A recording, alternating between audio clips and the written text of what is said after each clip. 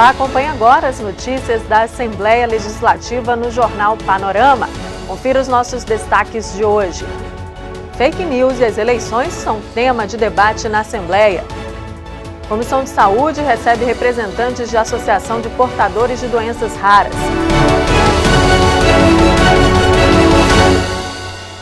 As notícias falsas, chamadas de fake news, causam prejuízos para as vítimas e também para a sociedade. Em época de eleição e com o uso da internet, essa ameaça cresceu e pode influenciar na tomada de decisão de muitos eleitores. Um debate realizado na Assembleia discutiu o assunto. Distribuir informação falsa. As fake news e seus impactos eleitorais foram tema de um workshop na Assembleia Legislativa.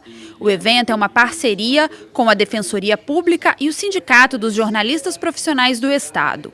Estudos comprovam que as eleições deste ano estão sendo influenciadas fortemente pelas notícias falsas. Para se ter uma ideia, a cada 4 perfis de presidenciáveis, 1 não é verdadeiro. A detecção desse tipo de perfil é feita através de inteligência artificial, ou seja, a olho humano às vezes é muito difícil nós identificarmos que é uma notícia fake, então os computadores têm possibilidades maiores, fazem mais cruzamentos, conseguem realmente identificar. Só que por vezes a pessoa não consegue saber se aquilo é fake ou não. Por quê? Porque quando chega uma notícia para ela, geralmente é uma notícia que ela quer acreditar.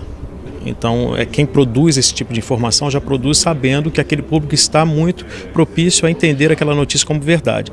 Então, por isso que é muito difícil, o filtro é muito mais raso quando a pessoa quer acreditar naquilo e ela acaba por transferir aquela notícia para alguém. É uma combinação de 2 elementos centrais. Um é a desconfiança enorme que nós temos das instituições privadas e principalmente públicas, mas de modo geral uma desconfiança das instituições. E por outro lado, uma crescente e quase absoluta valorização do indivíduo. Então o indivíduo se sente todo poderoso e ele transforma tudo em opinião. Isso é minha opinião, isso é o que eu acho, como se não existissem bases reais da vida, como se não existissem fatos, como se não existissem elementos cientificamente apurados. Então você vê a disseminação das mais fantásticas ideias, fantásticas e falsas muitas vezes, né?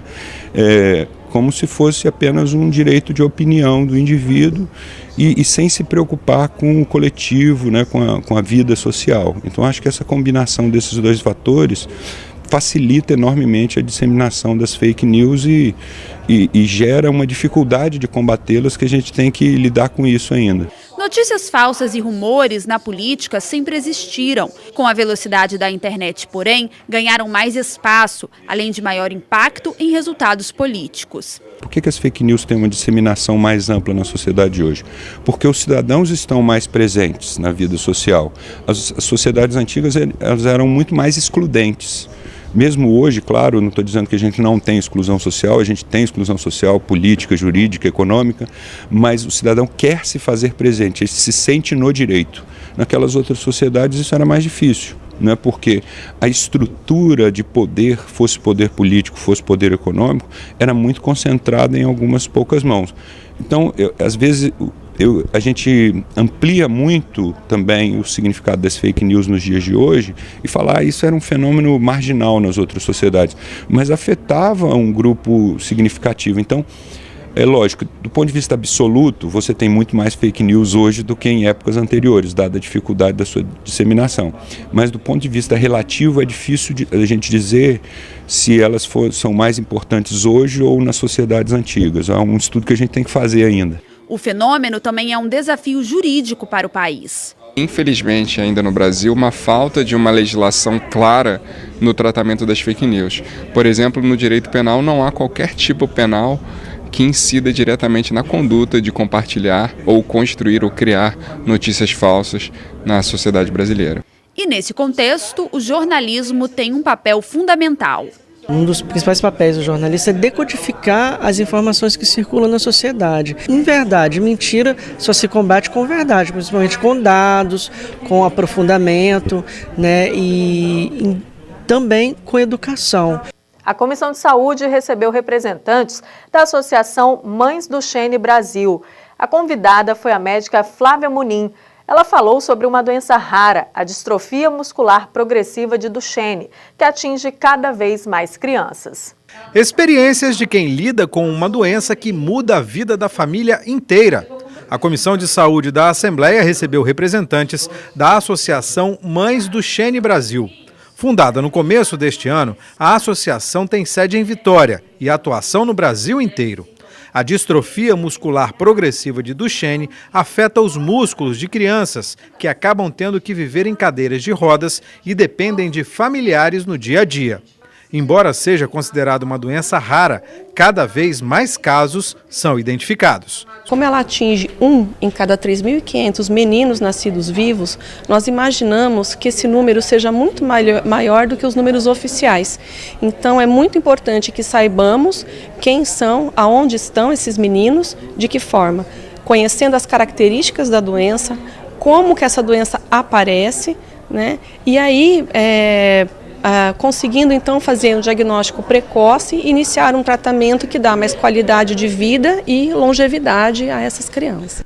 A doença hereditária não tem cura, mas tratamentos podem melhorar a qualidade de vida de pacientes e da família. Para isso, é importante propagar conhecimento sobre a distrofia. Existem muitos medicamentos que amenizam os sintomas, que prolongam a deambulação da criança, que melhoram a parte cardíaca, respiratória. Então nós podemos dar uma qualidade de vida maior e uma longevidade também para essas crianças. Para a Comissão de Saúde, é preciso encontrar formas de melhorar os tratamentos e dar mais suporte a famílias de pacientes. Essas mães que vieram aqui, as pessoas que estão imbuídas desse espírito, é uma luta que nós temos que travar e cobrar do poder público. A minha função, a nossa função aqui é essa, usar o nosso mandato, a nossa tribuna, para mostrar essas pessoas que estão sofrendo, que estão sendo humilhadas muitas vezes e que não estão sendo ouvidas pelas autoridades e que realmente isso é uma covardia que fazem com essas pessoas. E o Jornal Panorama de hoje vai ficando por aqui, mas continue ligado no portal de notícias e nas redes sociais da Assembleia Legislativa. Obrigada pela sua companhia e até a próxima edição.